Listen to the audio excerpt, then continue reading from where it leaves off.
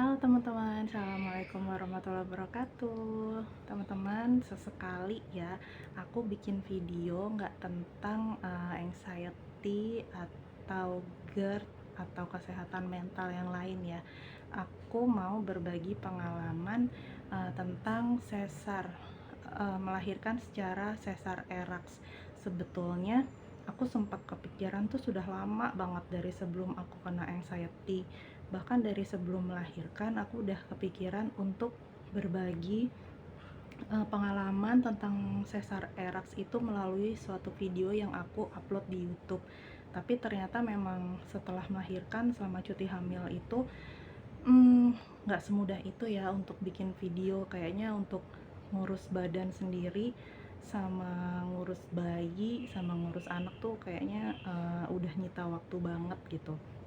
Nah sekarang waktunya udah lebih lowong, bayinya udah mulai besar, udah lebih dari 7 bulan, eee, kepikiran lagi nih aku mau berbagi pengalaman aku tentang sesar eraks. Nah, kenapa aku melahirkan dengan sesar, kenapa nggak normal aja? Nah, sebetulnya, aku kan kontrol itu di 2 dokter ya.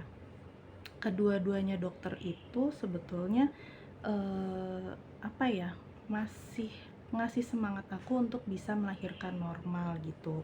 Tapi aku beralasan, "Dokter, saya takut takut, karena saya ada ambeien," gitu. Terus dokternya bilang, "Tapi kan nggak lebih besar dari ibu jari kan, nggak lebih besar dari 4 senti kan keluarnya." "Enggak." Terus dokternya bilangnya, "Ya udah nggak apa-apa, masih bisa kok lahiran normal."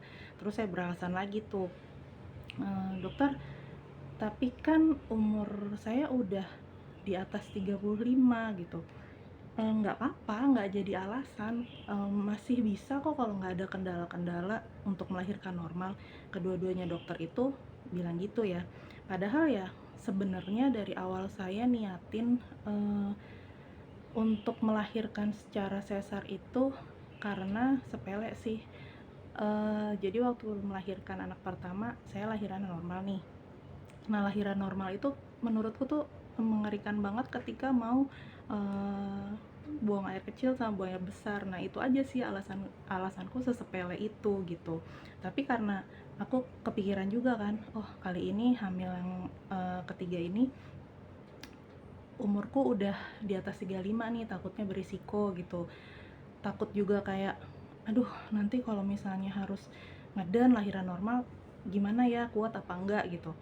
Ya padahal sih ya kuat-kuat aja, kan kondisinya juga sehat-sehat aja gitu, cuma kayak, antisipasi lah gitu.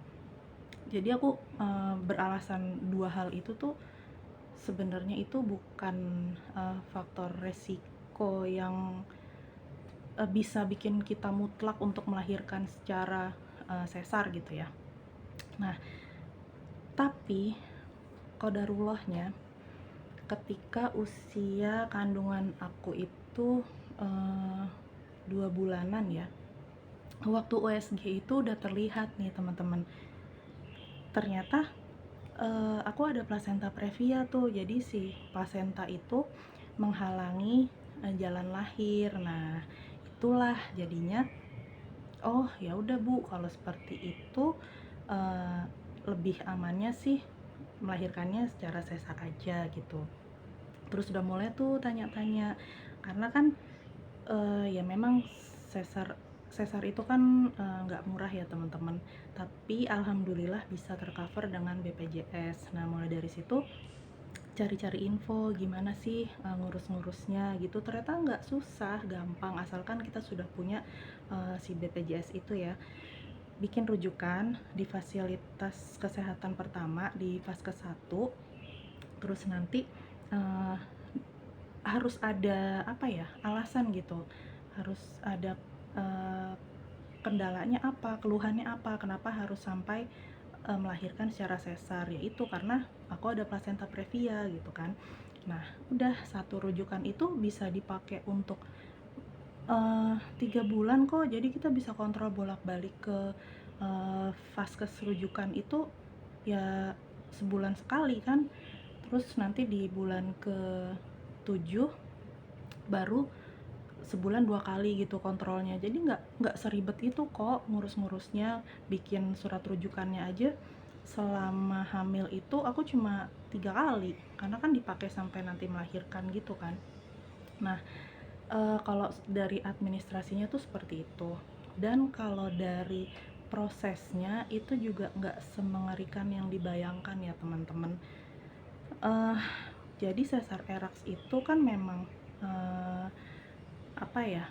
eh, Dia itu bisa eh, progres pemulihannya itu lebih cepat daripada sesar yang konvensional gitu. Jadi waktu itu sebelum masuk ke ruang operasi malam harinya itu udah kan aku operasi itu jam 9 pagi ya. Jam 9 pagi, jadi malam jam 8 malam itu aku udah masuk ke kamar tunggu gitu, ke kamar inap gitu ya. Itu sekitar jam berapa ya? Masih boleh makan itu 6 jam sebelum operasi itu masih boleh makan besar gitu, kayak makan roti, makan nasi, makan lauk pauk itu masih boleh. Dan 2 jam sebelum operasi itu masih boleh kayak minum yang manis-manis gitu. Itu puasanya tuh nggak terlalu lama gitu ya kalau sesar yang eraks itu. Nah, jadi aku waktu itu inget dipasang infusnya itu jam sekitar jam setengah 7 pagi. Tapi kita sebelumnya tuh yang udah suruh mandi pakai sabun yang mengandung antiseptik gitu ya teman-teman. Udah mandi terus dipasang infus, terus puasa kan, udah nunggu jam operasi. Nah, itu yang banyak banyak perempuan yang mau melahirkan secara sesar tuh kan bilangnya sakit banget itu biusnya di tulang belakang gitu ya. Itu qadarullah teman-teman, aku nggak ngerasain apa-apa sama sekali. Bahkan jarum masuk ke dalam tulang belakang itu nggak terasa apa-apa sama sekali, halus banget gitu ya, beneran ya biasa aja sih. Kan teman-teman yang lain yang udah punya pengalaman aku tanya-tanya tuh memang kita suruh meluk bantal gitu ya, nekuk sampai punggungnya tuh bentuknya tuh kayak udang gitu, ngeringkel, dipeluk yang kenceng gitu bantalnya.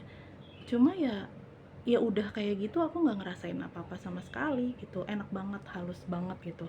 Dan oh iya, aku melahirkannya itu di rumah sakit Jati Sampurna. Di situ sebenarnya dokter-dokternya itu sangat pro untuk melahirkan normal dan sangat pro ASI. Itu keren banget, apalagi yang namanya dokter Ahmad Irawan itu luar biasa gitu ya.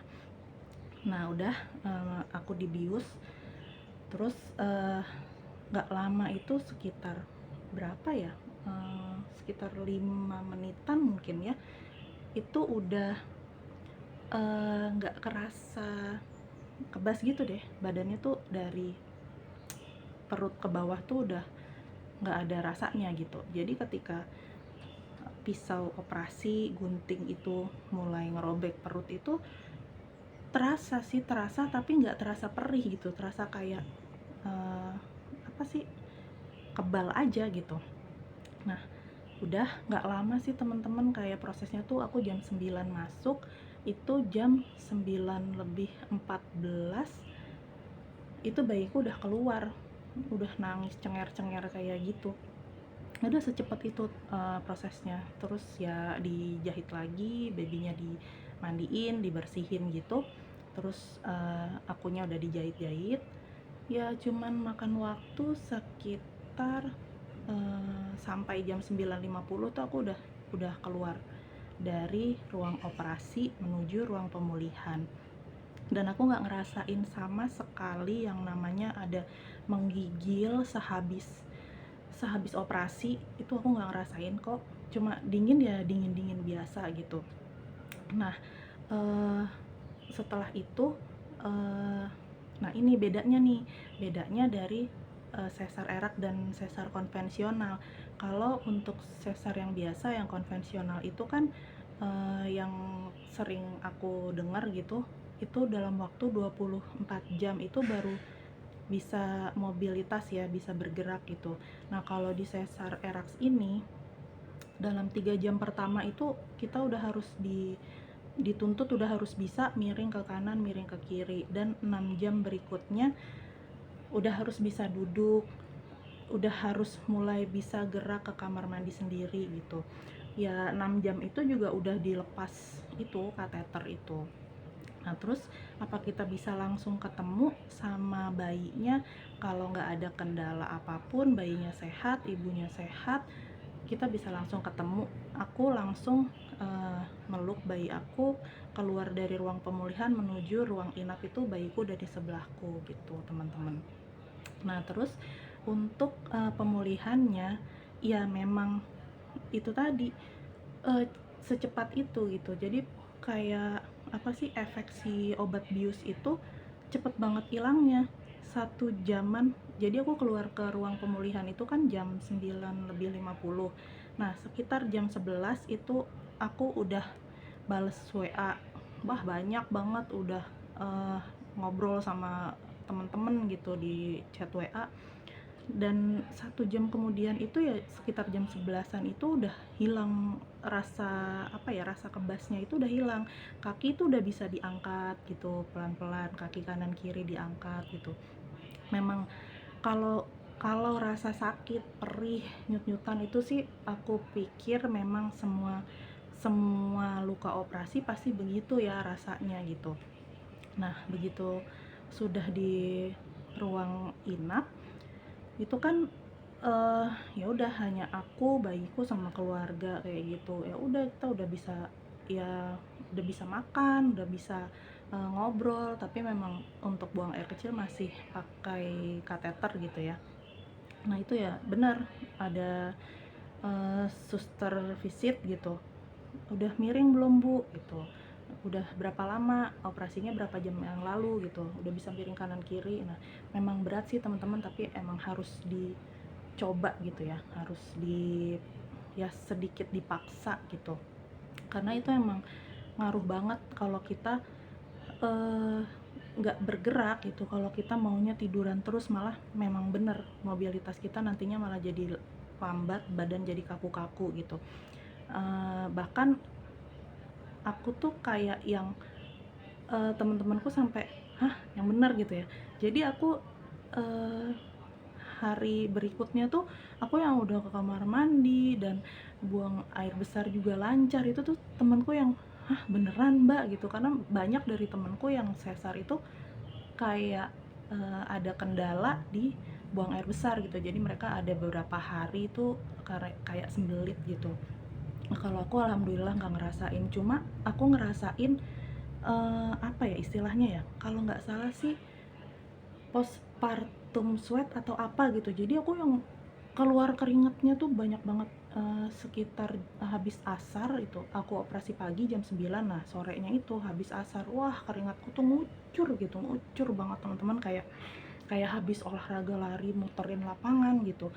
Nggak ada yang dirasa, badan tuh ya biasa-biasa aja, cuman ngerasain ya sakit bekas operasinya, tapi rasanya tuh kayak gerah, kayak panas, keringet ngucur semua, sama ada sedikit rasa mual gitu. Ya udah, karena kondisi aku kayak gitu ya aku sempat mutusin untuk pindah kamar. Yang jatahnya tadi kelas 1 aku pindah ke yang VIP upgrade. Nah di sini baru kena selisih charge biaya gitu ya teman-teman ya. Tapi itu kan konsekuensi ya, sebenarnya aku bisa aja gitu nggak keluar biaya sama sekali untuk ruang rawat inapnya, untuk jasa dokternya gitu ya. Tapi keputusan kami untuk aku pindah kamar, nah itulah teman-teman. Jadi ya wajar ya kalau nambah biayanya gitu. Nah setelah 3 hari kan memang dipantau ya, dokter anaknya mantau bayinya sehat alhamdulillah, nggak ada kendala gimana-gimana, ibunya juga sehat. 3 hari itu aku udah bisa pulang teman-teman.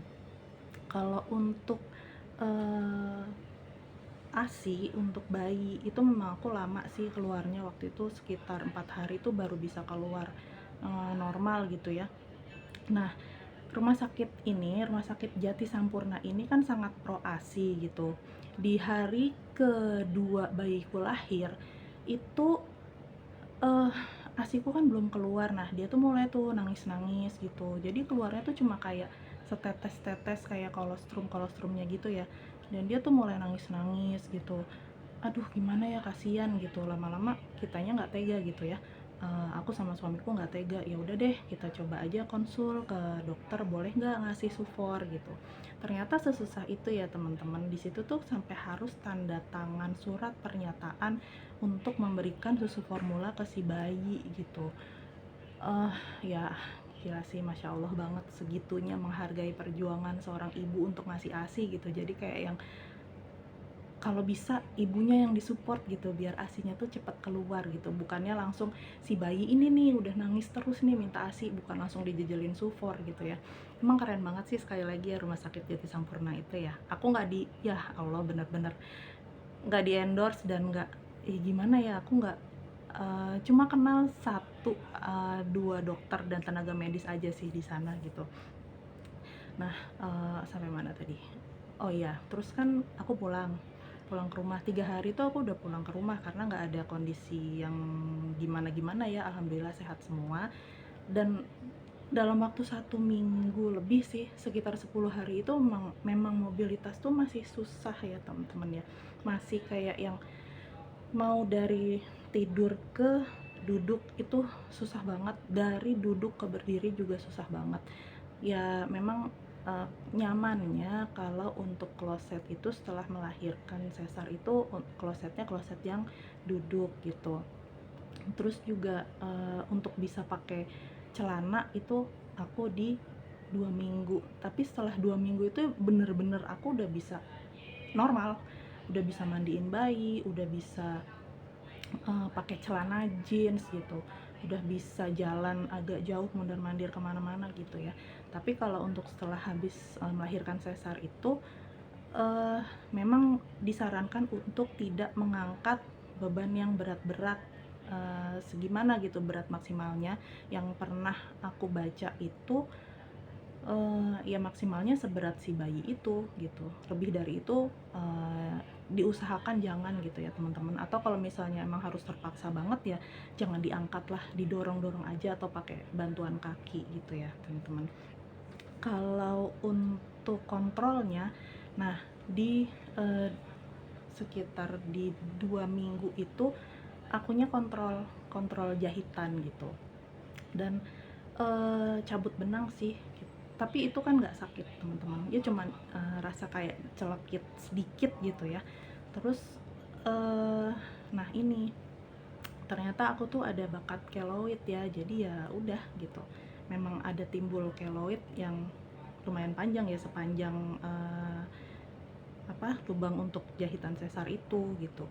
Padahal yang aku dengar waktu itu dokternya bilang udah pakai benang anti keloid gitu. Tapi mungkin ya karena memang aku ada bakat keloid, di operasi dulu pernah operasi di dada juga ada keloidnya, ya udah mungkin memang begitulah qadarullah ya. Ya udah. Terus apalagi ya? Oh iya, kalau untuk aktivitas yang kayak normal kayak sebelum hamil itu kayaknya emang agak lama ya teman-teman. Ini kan aku udah 7 bulan lebih ya melahirkan itu, kadang-kadang tuh masih ada rasa-rasa nggak nyaman gitu. Aku juga sempet tanya sama temanku, kapan lagi sih kalau mau kita bisa latihan taekwondo gitu, atau kalau mau touring gitu. Ya kalau bisa sih setahunan dulu ya, kalau olahraganya masih kayak jogging, lari gitu, angkat beban yang nggak terlalu berat, itu sih ya udah bisa gitu dilakuin sejak dari 3 bulanan lah, itu udah relatif aman gitu ya. Tapi kalau untuk olahraga yang agak berat gitu ya kayaknya sih harus nunggu 1 tahun. Kalau untuk rasa nggak nyamannya sih sebenarnya nggak serem ya, cuma kok rasanya tuh ya kayak sengkring-sengkring, tapi sedikit kok teman-teman, sedikit banget gitu. Jadi ya sebenarnya nggak perlu takut kalau dokter udah mutusin sebaiknya melahirkan secara sesar aja gitu. Nggak serem kok teman-teman, asalkan ya kita selalu patuh tuh sama antenatal care gitu ya, sama kontrol yang sebelum persalinan, sebelum melahirkan. Itu kan paling enggak kan 4 kali ya teman-teman ya, 4 kali selama proses kehamilan itu gitu. Nggak berat kok, kan sebulan cuman sekali, dan itu kan bisa di tenaga medisnya tuh kayak di bidan gitu kan. Dan kalau misalnya nggak ada kendala apapun, harus melahirkan normal, kan nggak harus juga ke vaskes rujukan ya, di vaskes pertama di bidan gitu kan juga bisa ya teman-teman. Oke deh teman-teman, aku sharingnya segitu dulu. Untuk para bumil, semangat ya, sehat-sehat terus sampai hari H, sampai setelah persalinan. Semoga asinya juga lancar, bayi sama ibunya sehat walafiat selalu. Semangat. Terima kasih ya teman-teman yang udah nonton. Wassalamualaikum warahmatullahi wabarakatuh. Bye bye.